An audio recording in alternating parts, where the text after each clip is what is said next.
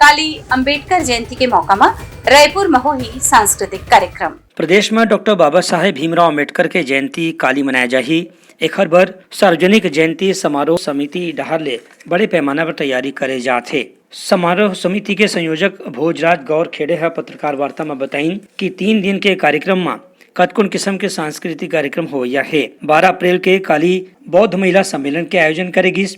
आज 13 अप्रैल के युवा प्रतिभा सम्मान समारोह के आयोजन मुक्ताकाशी मंच में करेगिस। वहीं काली मुख्य समारोह होही जेमा मुख्यमंत्री भूपेश बघेल घलो शामिल होही। ए बेरा में जय भीम लोक कला और सांस्कृतिक समिति डहार ले भीम गीत के प्रस्तुति घलो करे जाही।